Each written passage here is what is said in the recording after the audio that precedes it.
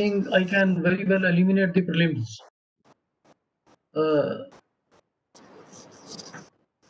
In the background, you see the photograph of railway board building, which I can never forget. I started my career basically from this building, and this is the oldest forensic lab in the country, oldest GQD lab in the country. Then history of document examination. It's very old.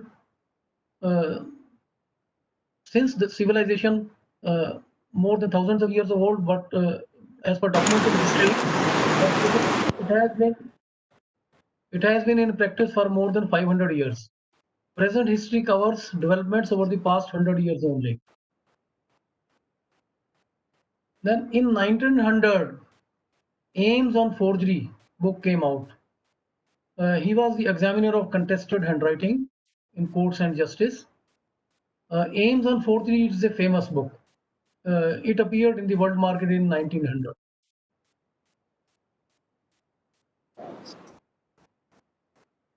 Then I have a copy of this book, Detection of Forgery, Practical Handbook by Blackburn and Cadell, 1909. Wonderful book, beautiful book, concepts very good covered. Even before the Osborne's book came, I read out the quotation, there is no such thing as a perfect pair in nature. That however close the apparent similarity between two things, a careful examination and comparison will always reveal marked differences to those trained to detect them. You just see the beauty of the century-old quotation. Still holds good, very good, and stays relevant in forensic science for all time to come. There can't be any change in this axiom. Then next book I studied in the subject when I joined the profession was Lees and Abbes, Classification and Identification of Handwriting. This book appeared in the world market in 1922. Basically, it covers the classification and identification of fingerprint and identification. So that is why this quotation relates to comparison with fingerprint profession. That in every one's handwriting, definite and fixed characteristics exist which serve to establish the writer's identity has long been recognized. But to date, nothing has been published in this country on the subject of their classification. Classification writing still did not exist at that time on the same pattern as the fingerprint identification was there. Fingerprint classification was there. This is perhaps written in the context of fingerprint classification. Then 1910 was a great year. Great year. What a beautiful beginning of the century. Albert Osborne's book appeared in the market. He brought the field of forensic document examination, question document examination on a scientific footing and provided the necessary scientific support to it. And he also started various discussions with other examiners, paving the way for establishment of American Society of Question Document Examiner later. Then this book is very popular, Ordway Hilton. Originally, this book was published in 1956, but most popular edition is the revised edition in 1982. For definitions, for scientific phenomena, for criteria of handwriting identification, this book is the best book. After the death of Hilton, this book has been revised by Huber and Hedrick, by Kelly and Lindblom. Most of the contents of the book are covered in Kelly and Lindblom's book. Then James V.P. Conway is another book, Evidential Document. Beautiful book. The handwriting identification part very well discussed. Rules of identification, how handwriting is developed, how handwriting is made, how handwriting is identified, very well discussed. The book was a complete guide, but among the first to cover the subject matter with brevity and considered an excellent introduction to the field of document examination and trial lawyer. Then other handwriting references, Wilson Harrison is most important, suspect documents in 1958 and 1966. Then Donald Dowd, Witness of Forgery 2009. And David Allen's book is very popular, 1989, Scientific Examination of Documents, Methods and Techniques. Its latest edition, 2000 edition, fourth edition, has also appeared in the market recently. And many more books. This list is incomplete. There are so many other books that have also appeared in the market now. And another development in the field of forensic document examination was the establishment of American Society of Question Document Examiners way back in 1942 on the initiative of Osborne. This organization is considered by many to be the primary national organization disseminating research in the United States, which is also giving lead to other countries in the world. Then in 1977, American Board of Forensic Document Examiners was established.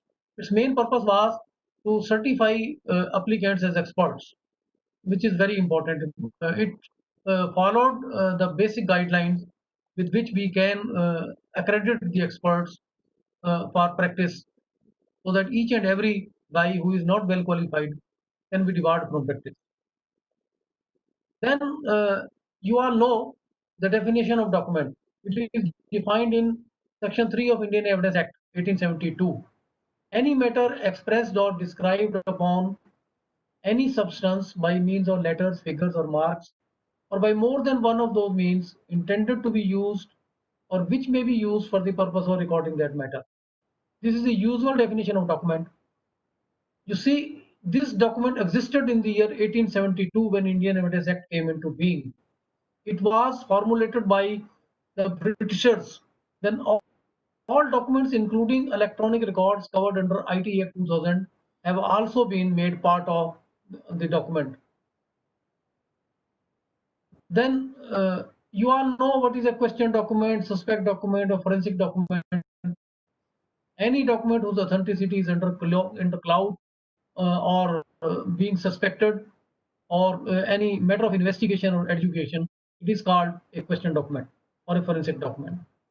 Then this is just a classification of the documents. Civil documents, birth certificate, death certificate, marriage registration, divorce, etc. The routine documents like identity documents, ID card, voter ID card, PAN card, Aadhaar card, etc. And travel documents, passport, visa, nationality certificate, etc. Then bank documents like checks, drafts, traveler checks, dividend warrants, currency notes, credit card, debit card, smart card, etc. Then another important type of document is security documents executed on stamp papers like demand per note, hypothecation deed, bank guarantee, agreement, property transfer, registration, etc. Then important judicial document, court orders, judgments, even forensic science laboratory reports. They are also prone to forgery. Then commerce-related documents, patented right, copybook rights, etc. And then another category has been added now: digital documents, paperless or digital documents, or electronic documents, like electronic money transfers through websites, online transactions, e-banking solutions, etc. So this is a general classification of documents. Then I come to the basic tools for forensic document examination. It is also to be covered in introduction. Friends, the best instrument God has given us is excellent eyesight. Human eyes, they are three-dimensional binocular visions. They are capable of differentiating minute differences and variation between writing characteristics. This is the most sensitive instrument in the visible spectral region of the spectrum. If we have to examine a document beyond visible spectral region, we have to take the help of uh, stereo microscope or other video spectral comparator.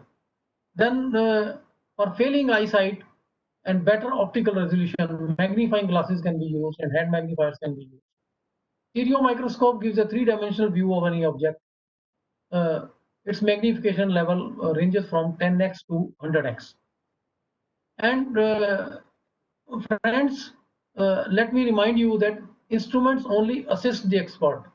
The results produced by all scientific instruments are subject to verification, interpretation, and validation by the experts. In reality, it is the man behind the machine that is the most important part of laboratory examination. There's absolutely no substitute for specialized knowledge, skill, and on-the-job practical experience of a trained professional. Then In scientific equipment and various light arrangements are also covered. Incident light is the most common light that is needed. Then oblique light or side light, as you may call it. Then transmitted light, which goes through the paper. Then it was in the visible region. Then UV region is a very relevant to decipher chemical erasers. Then infrared region to differentiate between inks. Then X-rays and lasers have also applications in the field of forensic document examination, the detail of which is covered in David Allen's book mostly. Then another device that came into the market was the electrostatic detection device for deciphering indentations in documents. Uh, when someone writes on pad or paper, this is a general principle I would give you. Writing creates indentations in the third dimension of paper as you continue to write, which affects its dielectric or electrostatic properties. These dielectric properties of the paper constituting the indented area are different from that of the rest of the paper surface, which creates the differentiation between them, leading to decipherment of indented or embossed writing. However, friends, keeping in view the cost of this equipment, the conventional oblique light decipherment of indentations is still being used in most of the laboratories. The standard operating procedure of ASDA must be known to all of you since you are not novice in the profession. It is available in my slides, but I will better skip it off to give way to other things. Then comes the most versatile multi-utility equipment that is called video spectral comparator. You see, the principle on which it works is that different writing materials respond differently to various light radiations falling on a document under specialized conditions, which helps to detect and decipher the erased and altered writings. Other computer facilities like image processing are added to increase the utility of the video spectral comparator. This is the basic principle on which this instrument works. The detail is given in some slides. There are so many things that can be done. Images can be recorded and database can be prepared. Then it has OCR technology, which allows the operator to read data in the machine readable zone of passports and iCards. And side-by-side image comparison, juxtapose charts and superimposition can be done to detect the evidence of trace forgery on documents. Then the instrumentation part is over. Now the basic methodology, it may be just a revision to you people that basic methodology of handwriting identification or comparison of characteristic features between the unknown and the known writing samples by AACEV methodology. Analyze, compare, evaluate, and verify. Analyze is written two times because first you have to analyze the question document, then for comparison the standard documents. Then after their analysis, evaluation is done. Then verification is done. Then significance. What is the criteria? Significant similarities between questioned and known document lead to a identification opinion, and significant differences between them support elimination. And this comparison is assisted using various optical instruments and is ably supported by well-established principles of handwriting identification and forgery detection, which will be discussed tomorrow. Then basic methodology. You see, we can't afford to remain static in any profession. There's always a need to develop new methods for recent problems, depending on the newer type of writing materials being introduced in the world market from time to time. Such necessary modification must be ongoing and continuous part of training of an FD. And friends, though the basic methodology in all comparative sciences remains the same, necessary modifications sometimes become necessary in the facts and circumstances of a case. Because you will appreciate that no two cases are exactly alike. Experts are appropriately trained to adopt a flexible approach in this regard. Then uniqueness of handwriting, you must be aware that no two people write alike and no one person can write alike twice. This is the general principle of handwriting identification, which will be highlighted tomorrow. You see, Philosophically speaking, as per the definition of Euclid, handwriting is a spiritual designing, even though it appears by means of a material instrument. You will have to read between the lines to understand this definition. But how to prove the uniqueness of handwriting? You can't simply assume it.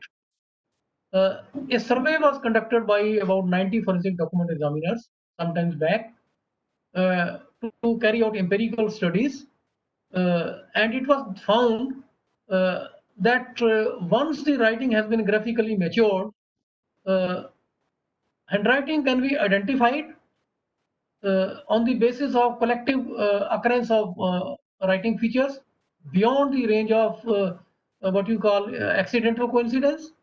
And these empirical studies very well ably support the principle that every handwriting is individual. So this is regarding the uniqueness of handwriting. On the right side, you see the writings of three different persons.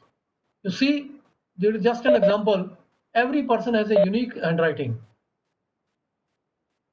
Then another important development came in the field of forensic document examination, approximately in the year around 2000. Uh, ASTM came out with standards in profession. Some standards were prepared by the forensic document community across the world, and which has been recently taken over by the SWG, Scientific Working Group for Document Examination. They have refurnished or and revised some of the standards issued by the ASTM with copyrights, and every field of forensic document examination is covered in those standards. So gone are the days when there was no standardization and everybody had his own standards. Now even the scope of work and limitations are being covered by standards. There are test methods for forensic writing in comparison. Terminology has been standardized for expressing conclusion of forensic document examiners. You see, uh, why you need the standardization? Standardization of methods and techniques and operating procedures, together with accreditation of the lab and experts, becomes necessary to ensure similar results under similar conditions, irrespective of the individual associated with the laboratory examination.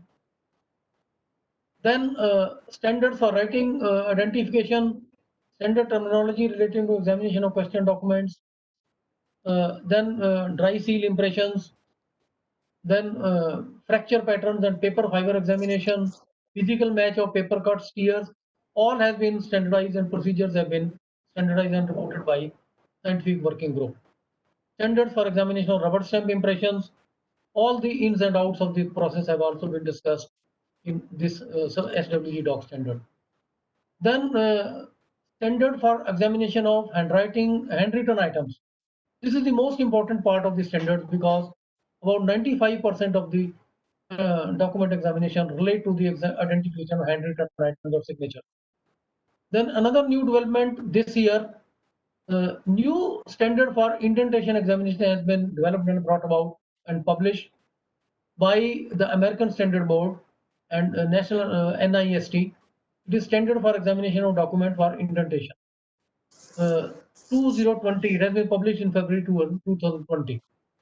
Then for non-destructive examination of paper and ink and standard for examination of altered documents, all these have been. And another important document is standard for minimum training requirements for forensic document examiners. Entire syllabus and specializations have been discussed. Then liquid inkjet technology and toner technology, documents produced with these two technologies have also been standardized. Then examination of typewritten documents have also been, standards are available. Then preservation of chart documents, liquid source documents, and image capture and storage technology have also been standardized. Then there are two best practice manuals available on internet for European Network of Forensic Scientific Institution 2015 edition. Handwriting and contents of this manual include and some of the important aspects of forensic handwriting examination like key knowledge requirements, training requirements, overview procedure, and terminology used in forensic examination of handwriting.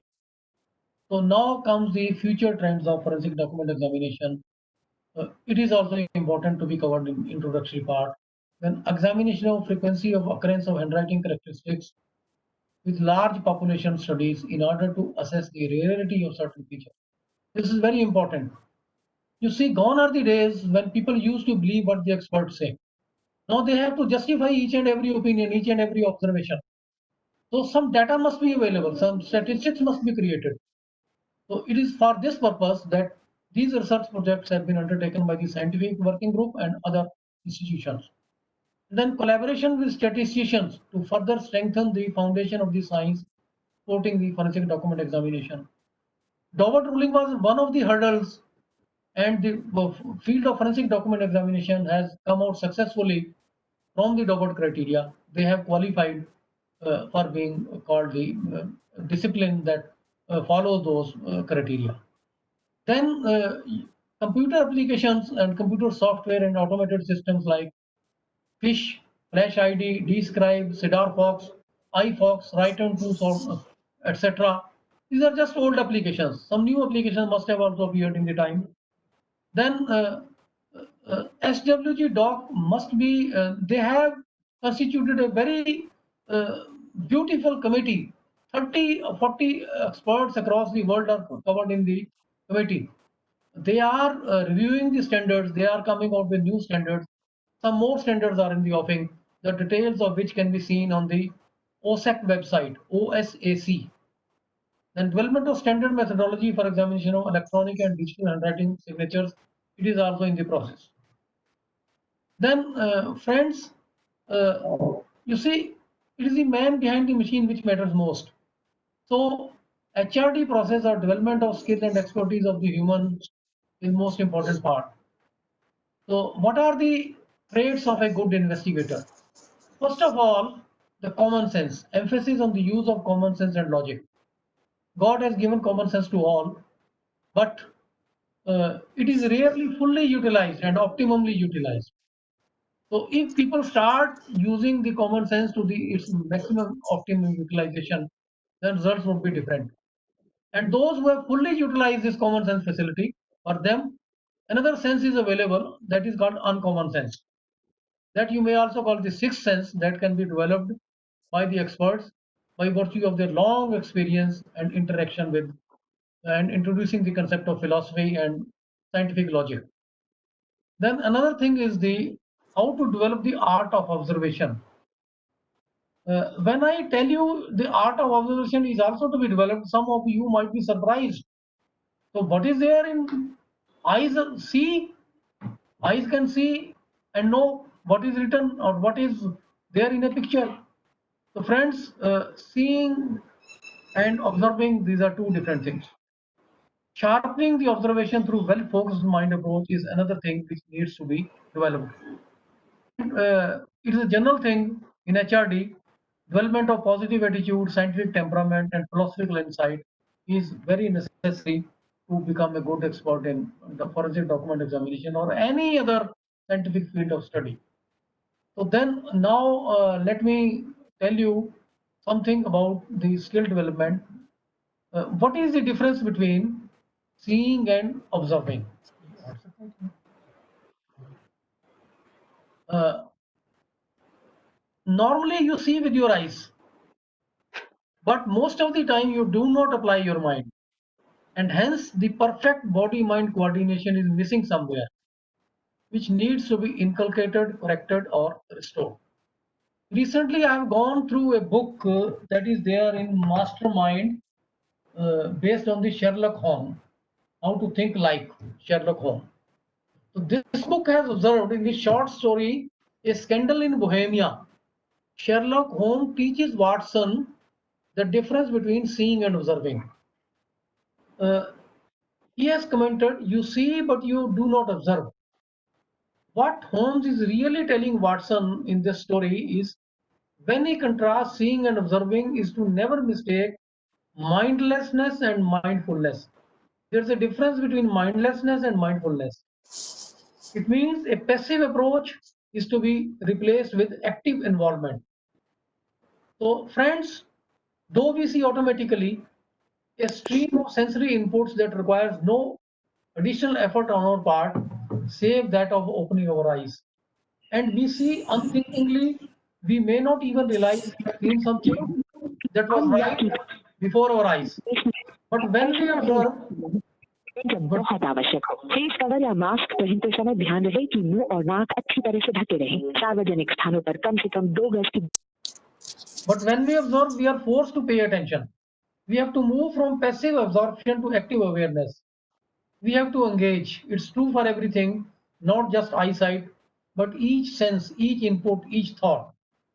And friends, power of observation can be developed by cultivating the habit of watching things with an active inquiring mind.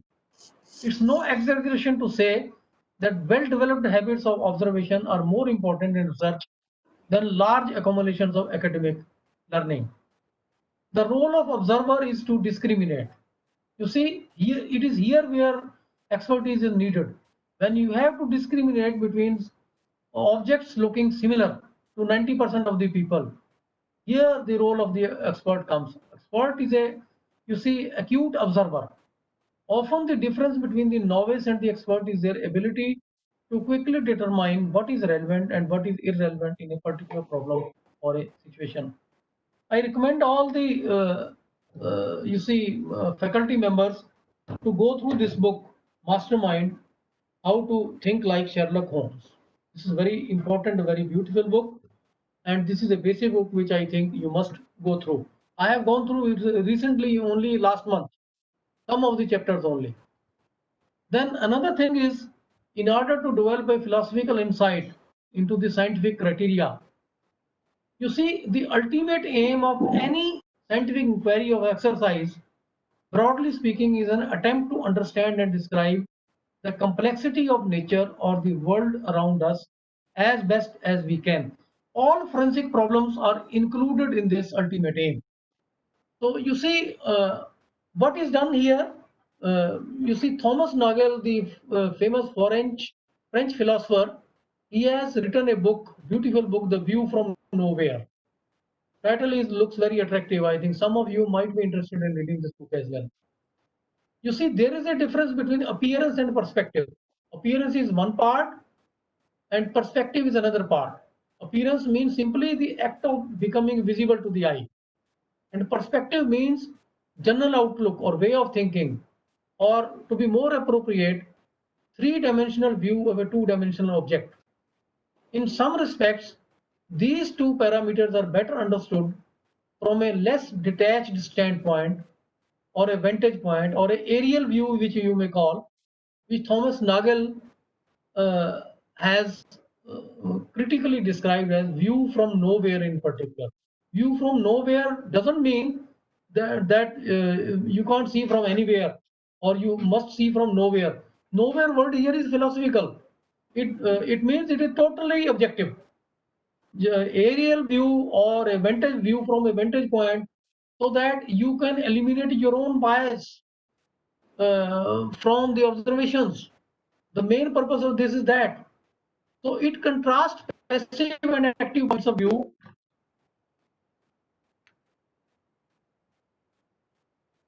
uh, in how humanity interacts with the world, relying either on a subjective perspective that reflects a point of view or an objective perspective that takes a more detached perspective.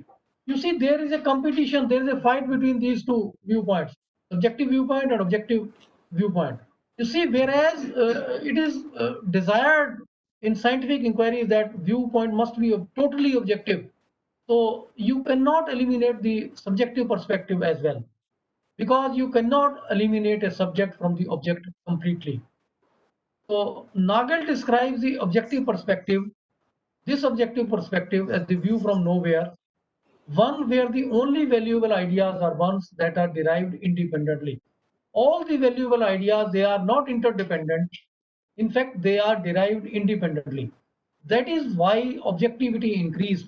All these observations are independent in kind. They are not cumulative effect. They are independently, jointly, and severally. They allow us. They help you in decision making. So opinion formation is also a way of scientific way of decision making. So that is why this philosophical insight is necessary. So it's a book, you see, The View from Nowhere, published by Oxford University Press by Thomas Nagel. Those of you who are interested, I think they may go through this book. Then, most important thing, who is an expert? So there is a difference between a laboratory technician or scientist and a person who is a scientist as well as an expert. So it is a general definition of the expert under, you see, Indian Evidence Act. The person who is having a specialized knowledge of the subject is called an expert. He can be differentiated from others, but under Section 45, no differentiation has been carried out. Everybody is an expert under Section 45 of the Indian Evidence Act. This is an unfortunate situation. Nicholas Butler has given the definition of an expert.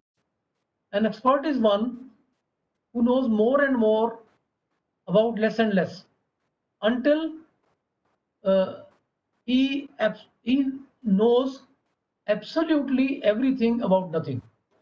You see, the first part of it you must be aware, but the second part of this quotation must be new to some people. The complete quotation is like this. I have searched it on internet, then I have found it. Until he is able to absolutely say everything about nothing. This is important. In this context, what do you mean by nothing? What do you mean by absolutely everything about nothing? So nothing here does not mean zero or below zero or anything. Nothingness is a philosophical concept depicting void. There's a void, there's a gap, or to practically absence of anything that is relevant. That is meant by nothing. So it is a complete definition of the expert, beautiful definition. So you see, but the contrasting viewpoints are also given. Socrates has stated the only true wisdom is in knowing that you know nothing. Beautiful, philosophical. And Einstein has given another point of view. Any fool can know. Knowledge is not a new thing. Any fool can know. The point is only how much one understands that. That is also very relevant. And another viewpoint is greatest enemy of knowledge is not ignorance, but it is in fact the illusion of knowledge. More damage is caused by the illusion of knowledge than the ignorance. And another interesting definition of expert is given by Neil Bohr, the physicist, which cannot be ignored. And but it is very interesting. An expert is one who has made all the mistakes which can be made in a very narrow field. Interesting. Just think it over and decide how far it is correct. I leave it to you. Then another definition, another piece of advice is given by Dennis Waitley. Never become so much of an expert that you stop gaining expertise. Never become so much of an expert that you stop gaining expertise. View life as a continuous learning experience that is necessary to continue to being an expert. So, in brief, I can tell you that besides being a scientist and a thinker, the true expert needs to have developed a flair for philosophy, habit of going in the depth of every subject. Then another thing is regarding nature. You see, the word nature represents two things, both the mother nature and the human nature. Both are susceptible to change and affect each other, maybe in varying degrees. Each have an influence over the other in accordance with what you say, the principle of exchange, you can say. Locard's exchange principle also applicable here to some extent. So there are general, it is a fundamental principle of universe that physics still needs to explain. No two stones are identical, no two leaves of a tree are identical, no two cats are identical, no two hands are identical, no two planets are identical, no two stars are identical. Friends, there are billions of stars in the sky, but there is no geometry. And if you look close enough, they are all different. Rocks and any other planet, and for everything nature does, all fundamentally different from each other. So you see, this is a general view, general statement. Nature never repeats itself. You see, some people see it as incomplete statement. It has been recently modified uh, uh, keeping in view the scientific attitude and the philosophical view, you see, better we should state nature exhibits an infinite variety of forms. That is the modified version. And instead of saying that no two objects can be alike, it is better to say an object can be identical only to itself. So this is the general thing about the nature never repeats itself. Then another thing, uh, you see, you can't determine. It's a general thing. It is assumed that nature never repeats itself, but it also needs to be proved. So I think some research projects can be prepared in this regard to verify whether at all two pieces of handwriting or any two things made by nature are exact replicas or not. So better to do it practically and say that it cannot than simply to accept what an expert states to be truth. And friends, you may not be surprised to know that it is very interesting to note that the term signature includes the word nature in its spelling. What is the difference between signature and nature? It's and no two signatures of nature are either facsimile or identical. In fact, everything created by nature is unique in itself. This is my point of view about the signature or the nature. So nature never duplicates. So it is the beauty of nature is that whatever you see, nature has given its signatures in everything. And so how can two signatures be duplicated? So you see, when our two productions of nature are different, so signature is included that production as well. Then you see, it is a general thing I was looking after. It's a quotation that nature and signature never change. You see, who says that nature and signature never change? You must know that if the hand is hurt, the signature changes, and if the hurt is in the heart, then nature changes. This is the difference. So, moral of this story is change is the law of nature. Accept it gracefully. So then, friends, it is the irony of fate that we want our handwriting to look like typed fonts and our computer fonts to look like handwritten text. This is a surprising thing. You see, we are seeing in this century a decline of handwriting. And in this decline of handwriting, this thing is still relevant. So we want to replace handwriting by fonts and fonts by handwriting. This is quite surprising. So now, since some time is left, I think we can cover some part which I skipped it over. Yes, sir. We Yes, have sir. about 20 minutes. You have some time, no? Yes, Yes, yes. Yes, sir.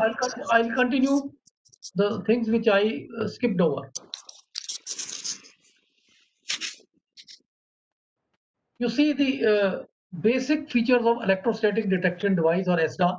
I will explain to you. When someone writes on a pad of paper, the writing on the following sheets also gets indented on the sheets below it due to what are called indentations. So this electrostatic detection device, or briefly called ESDA, is used to detect indentations. This instrument is used to produce permanent lift from the paper, which provides a visual map of the indented impressions. ESDA is a non-destructive technique, so the paper under examination remains in original state for other examination. However, since we have to control the humidity, the paper may get wet for a reasonable length of time. This precaution is to be taken. Then it is an extremely sensitive technique and indentations up to 4 pages below can be deciphered. So I am seeing the news that Sushant's diary has been torn. Pieces from Sushant diary has been torn. I think some of the pages indentation can be deciphered using the ESDA technique. So probably nobody has discussed it on the field that last few pages must contain the indentation from the previous pages also, which can be deciphered. At least some loss can be made up. So you see, what is the process? The document to be analyzed is Excuse me, placed sir. on the. Hello, sorry to interrupt you, sir. Yeah. Meeting will end in 5 minutes, so I'll request all the participants and sir to please join the meeting with the same link. Yes. Okay. I'll finish in 5 minutes. No problem. Sir, okay, carry on. You see, this is believed to be the work. This technique believes to work because the pressure of writing breaks the fibers of paper. It changes, in fact, the third dimension of the paper, due to which potential difference changes between the indented portions and the unindented portion. And when you apply toner of opposite polarity, toner is attracted into the indentation and is repelled by the portions where there are no indentations. So then there are a large number of variables which affect the quality of ESDA lifts. These include the type of the paper, type of pen, stylus used, etc. And there is one limitation of this technique. ESDA is not suitable for loose fiber paper. Paper should be having a smooth gloss and finish. Papers such as newspaper and glossy magazines, those are rough papers. Those may not yield proper results by this technique. And then video spectral comparator. This is the latest advanced technique. You see, it is an instrument, most versatile instrument that sees the effect of uh, radiation like ultraviolet, visible, and infrared, and other portions on a document. What happens when light interacts with radiation? Radiation interacts with matter. It either changes the reflective properties, or it changes the absorption properties, or it changes the transmittance properties. So based on these three things, and there is another thing is scattering. So based on all these phenomena, some other phenomena like infrared luminescence are there, which finds its applications in this video spectral comparator in forensic document. Alteration and additions can be deciphered, and even indentation can be deciphered in video spectral comparator due to the availability of side light facility in it. At 45-degree angle, at 30-degree angle, there is a spotlight which can be used to decipher the indentation even in this process. So side-by-side comparison can also be done, and superimposition can also be done. So it has the OCR also, which allows the operator to check data in machine readable zone. So thank you, friends.